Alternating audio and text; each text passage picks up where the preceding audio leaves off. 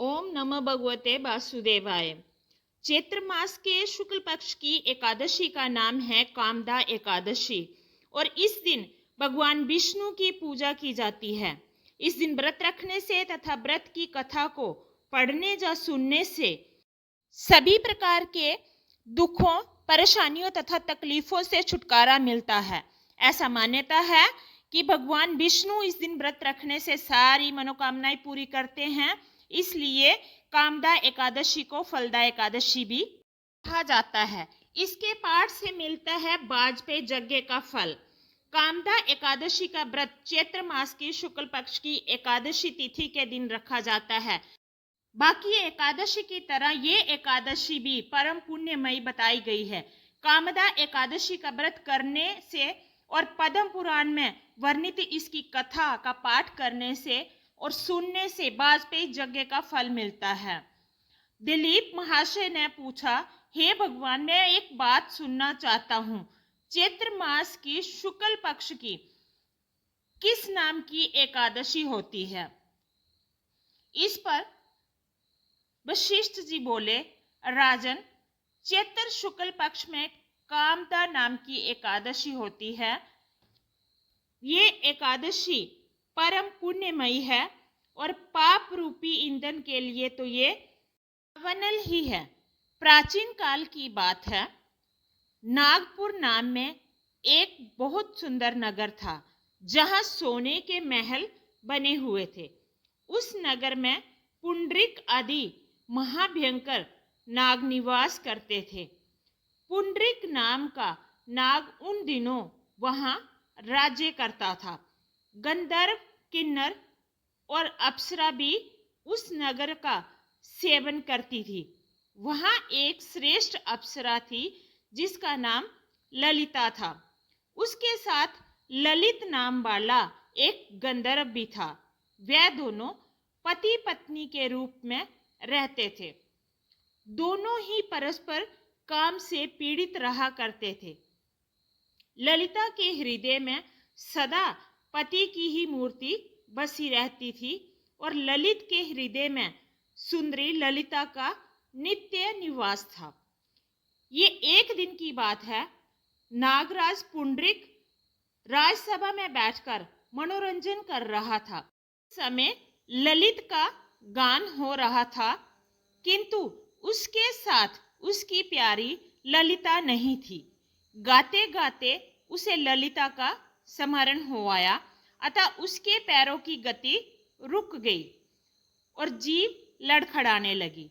नागों में श्रेष्ठ कौटक को ललित के मन का संताप ज्ञात हो गया, अतः उसने राजा पुंडरीक को उसके पैरों की गति रुकने एवं गान में त्रुटि होने की बात बता दी। ककोटक की बात सुनकर नागराज पुंडरीक की आंखें क्रोध से लाल हो गई। उसने गाते हुए कामातुर ललित को श्राप दिया, दुर्बुद्धे, तू मेरे सामने गान करते समय भी पत्नी के वशीभूत हो गया, इसलिए तू राक्षस हो जा। महाराज पुंडरीक के इतना कहते ही वह गंधर्व राक्षस हो गया। भयंकर मुख, विकराल आंखें और देखने मात्र से भय उपजाने वाला रूप बन गया। ऐसा राक्षस होकर वह कर्म का फल भोगने लगा। ललिता अपने पति को विकराल आकृति देखकर मन ही मन बहुत चिंतित हुई। भारी दुख से कष्ट पाने लगी। सोचने लगी, क्या करूं, कहाँ जाऊं? मेरे पति पाप से कष्ट पा रहे हैं। वह रोती हुई घने जंगलों में पति के पीछे पीछे घूमने लगी।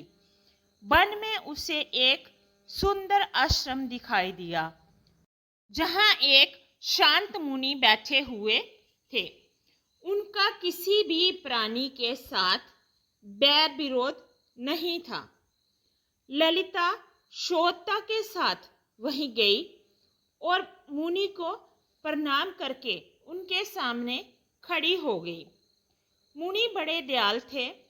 उस दुखनी को देखकर वह इस प्रकार बोले, शुबे, तुम कौन हो? कहाँ से जहां पर आई हो? मेरे सामने सच सच बताओ। ललिता ने कहा, महामुनि महाश्रेष्ठ, वीर दनवा नाम वाले एक गंधर्व हैं। मैं उन्हीं महात्मा की पुत्री हूँ। मेरा नाम ललिता है। मेरे स्वामी अपने पाप दोष के कारण राक्षस हो गए हैं। उनकी ये अवस्था देखकर मुझे चैन नहीं है। ब्राह्मण, इस समय मेरा जो कर्तव्य हो वह मुझे बताइए। विप्रवर, जिस पुण्य के द्वारा मेरे पति राक्षस भाव से छुटकारा पा जाएं, उनका उपदेश कीजिए। ऋषि बोले, भद्रे, इस समय चैत्र मास के शुक्ल पक्ष की कामदा नामक एकादशी तिथि है, जो सब पापों को हरने वाली और उत्तम है। तुम उसी का विधि पूर्वक व्रत करो और इस व्रत का जो पुण्य हो उसे अपने स्वामी को दे डालो। पुण्य देने पर क्षण भर में ही उसके शाप का दोष दूर हो जाएगा। राजन, मुनि का ये वचन सुनकर ललिता को बड़ा हर्ष हुआ। उसने एकादशी को उपवास करके द्वादशी के दिन उन ब्रह्म ऋषि के समीप ही भगवान वासुदेव के श्री विग्रह के समक्ष अपने पति के उद्धार के लिए ये वचन कहा। मैंने जो ये कामदा एकादशी का उपवास व्रत किया है, उसके पुण्य के प्रभाव से मेरे पति का राक्षस वाप दूर हो जाए, ऐसी विनती की। वशिष्ठ जी कहते हैं, ललिता के इतना कहते ही क्षण ललित का पाप दूर हो गया। उसने दिव्य देह धारण कर लिया, राक्षस भाव चला गया और पुनः गंधर्वत्व की प्राप्ति हुई। नृपश्रेष्ठ, वे दोनों पति पत्नी कामदा एकादशी के प्रभाव से पहले की अपेक्षा अधिक सुंदर रूप धारण करके विमान पर आरूढ़ हो अत्यंत शोभा पाने लगे। ये जानकर इस एकादशी के व्रत का श्रद्धा पूर्वक पालन करना चाहिए। मैंने लोगों के हित के लिए तुम्हारे सामने इस व्रत का वर्णन किया है। कामदा एकादशी ब्रह्म हत्या आदि पापों तथा पिशाचत्व आदि दोषों का भी नाश करने वाली है। हे राजन, इसके पढ़ने से और कथा सुनने से वाजपेयी यज्ञ का फल मिलता है।